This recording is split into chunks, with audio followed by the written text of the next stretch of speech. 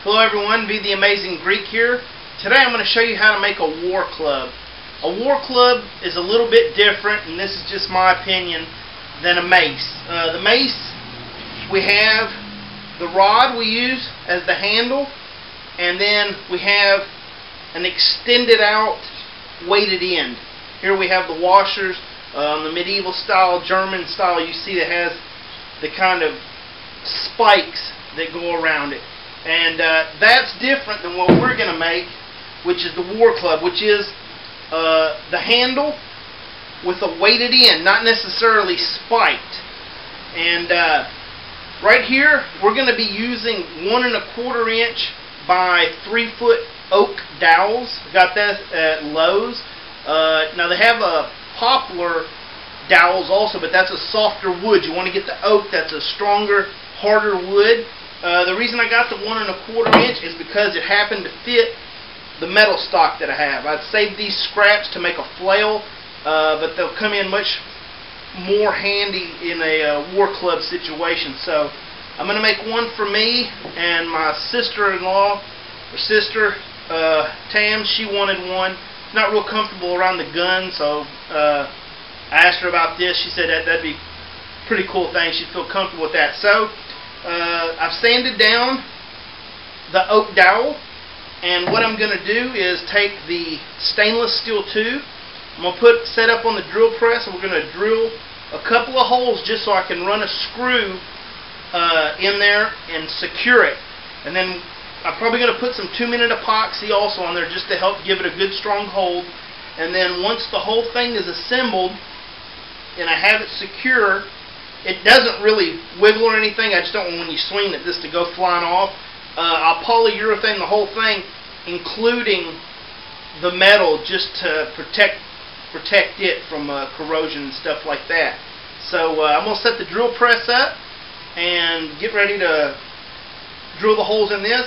Personally, I like it with a 2-foot section. For me, with the weight of the steel on it, it's not so much that when I swing it out that this is so heavy that I won't be able to retrieve the weapon. So that's the reason I've got it like that.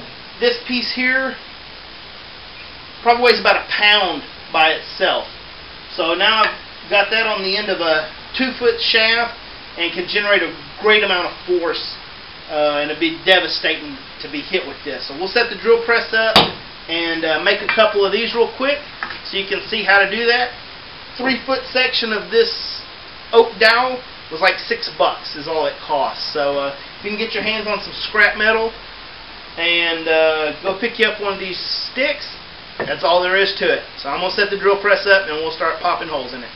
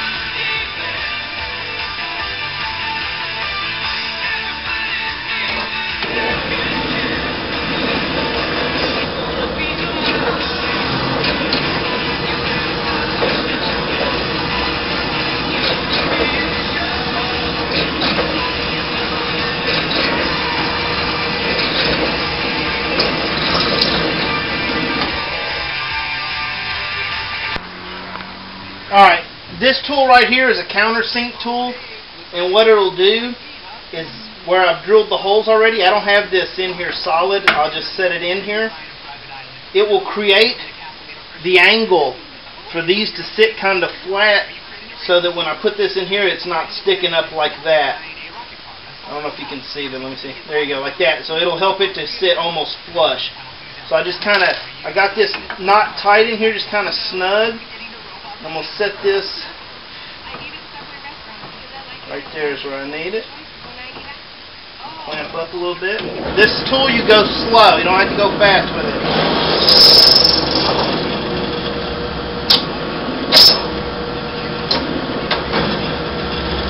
Alright.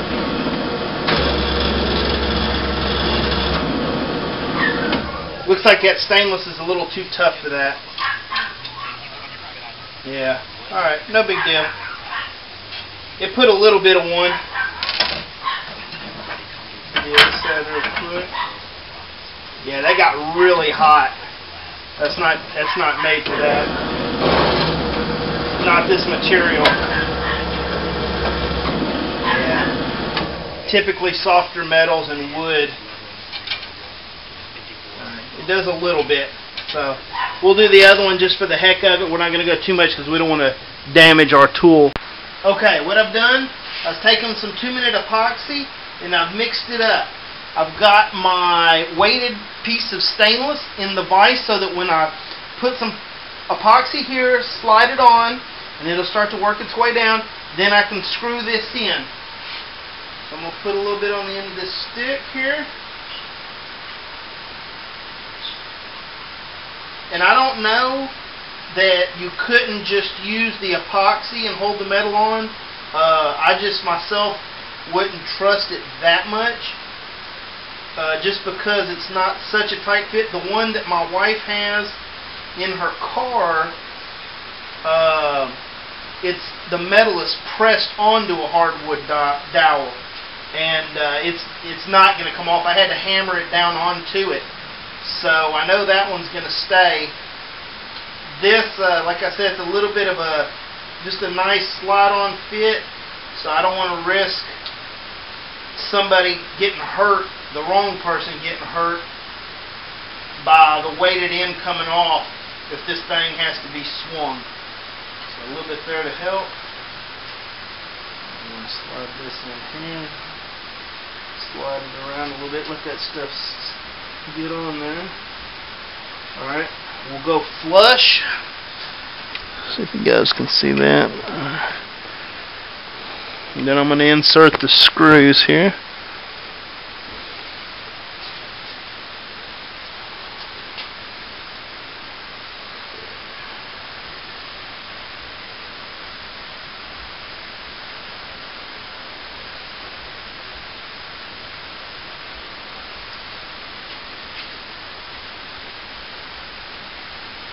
Now I did not drill a pilot hole for these screws.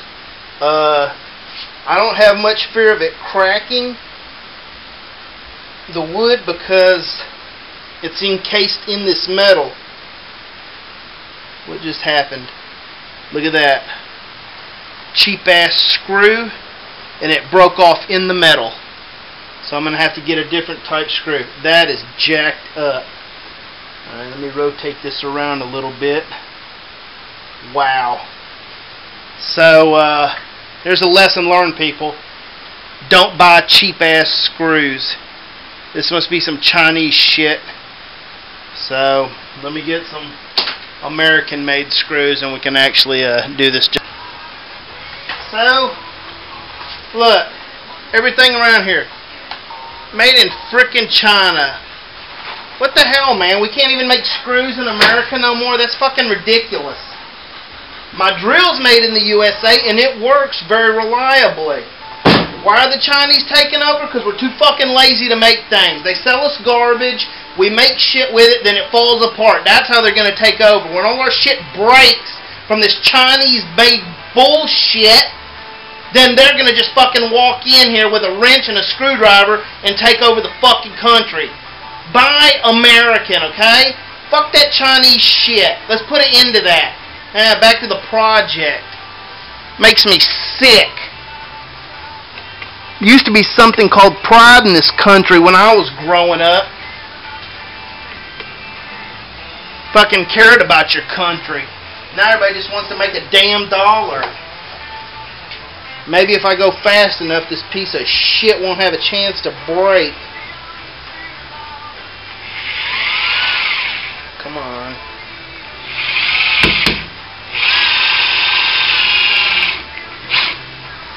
There.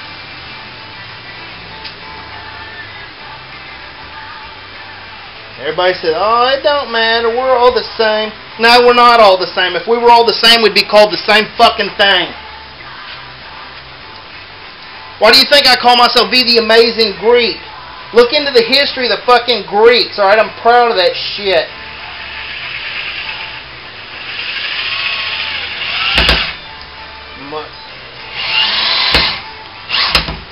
There we go. I hope the first fucking zombie I kill is a Chinese one. Maybe then I'll get a little bit satisfaction. There. That isn't loose. That's good.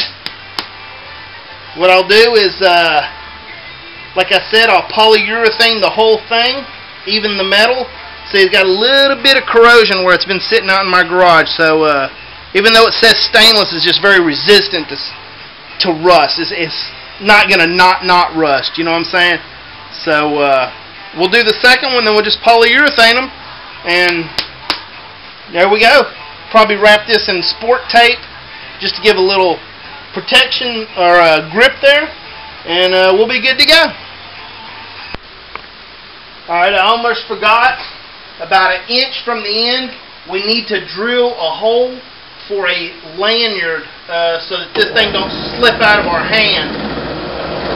I'm putting a 1/4 inch hole about an inch from the end.